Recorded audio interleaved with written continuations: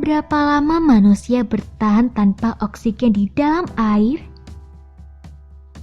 Sejumlah orang memang memiliki kemampuan untuk menahan napas tanpa menghirup oksigen.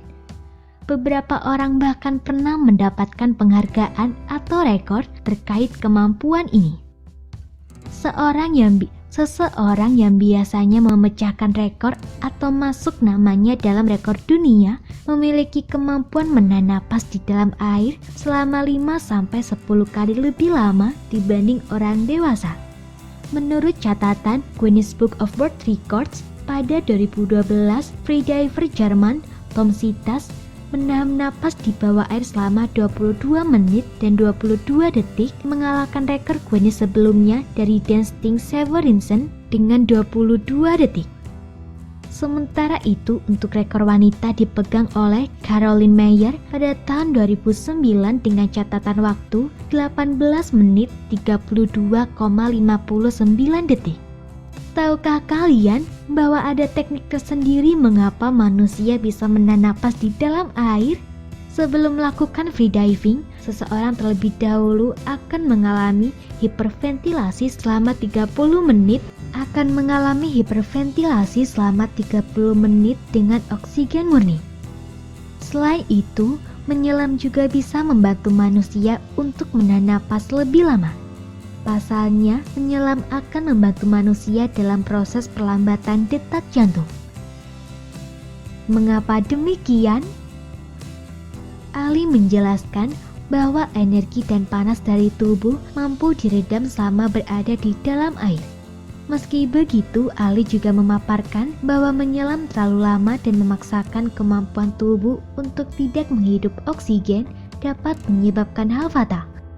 Salah satunya adalah kerusakan organ hingga jaringan otak. Severinsen yang memegang rekor dunia mengatakan bahwa sejauh ini dirinya tidak menderita kerusakan otak apapun. Suku Bajo si penyelam ulung. Selain para pemecah rekor dunia, ada suku di belahan dunia yang memiliki kemampuan menyelam. Mereka adalah suku Bajo, suku nomaden maritim di Asia Tenggara, berukuran besar sehingga memiliki daya tahan lebih baik ketika menyelam bebas di lautan. Hasil studi yang terbit di jurnal Cell pada Kamis 19 April 2018 menunjukkan eksistensi seleksi alam di era kehidupan manusia modern. Ini adalah contoh menarik tentang bagaimana manusia dapat dalam waktu yang relatif singkat beradaptasi dengan lingkungan lokal. Dikutip dari The Scientist, orang-orang suku Bajo diketahui tinggal di desa-desa pesisir yang tersebar di sebagian besar wilayah Asia Tenggara.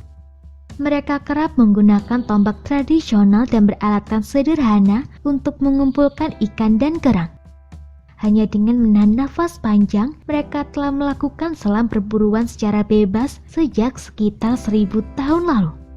Menurut penelitian tersebut, tubuh manusia sejatinya memiliki beberapa trik untuk meningkatkan waktu yang dihabiskan di bawah air dengan kondisi lingkungan yang kekurangan oksigen.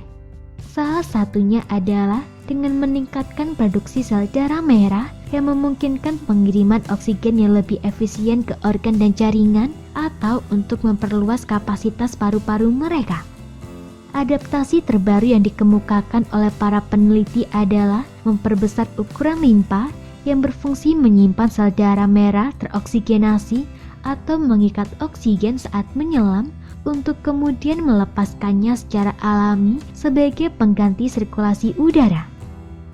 Melissa Ilardo yang merupakan mahasiswa pasca sarjana di University of Copenhagen ketika penelitian ini dilakukan, berusaha memahami apakah masyarakat Bajo telah mengembangkan strategi mereka sendiri untuk mengatasi hipoksia, yakni kurangnya kadar oksigen di tubuh saat menyelam.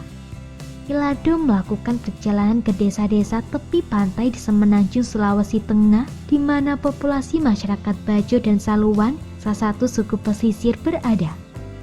Ia kemudian merekrut 63 orang bajo dan 33 orang saluan untuk berpartisipasi dalam penelitiannya.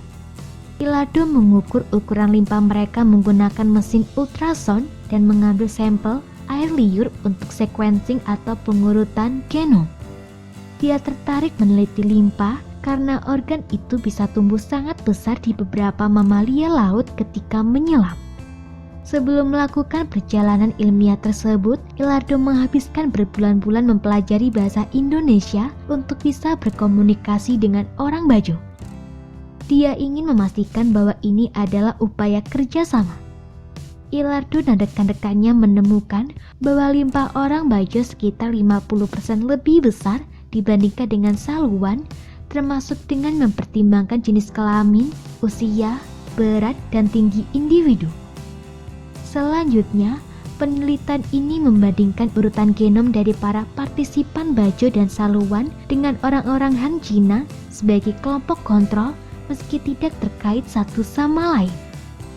Setelah memindah seluruh varian genom, peneliti mengidentifikasi polimorfisme 25 teratas yang unik untuk genom masyarakat bajo yang menunjukkan seleksi alam tengah bekerja akibat budaya menyelam bebas yang mereka lakukan. Peneliti kemudian membuat pohon filogenetik memperkirakan bahwa orang bajo keluar dari komunitas saluan sekitar 15.000 tahun lalu yang kemudian mendorong terciptanya varian genetika unik lantaran budaya nomaden di lautan yang dijalaninya. Analisis seperti ini membantu memberikan bukti empiris tentang lintasan seleksi alam pada spesies kita yakni manusia dan kerangka waktu dari proses tersebut. Semoga informasi tersebut dapat bermanfaat. Jangan lupa untuk klik subscribe untuk mengetahui video terbaru dari kami.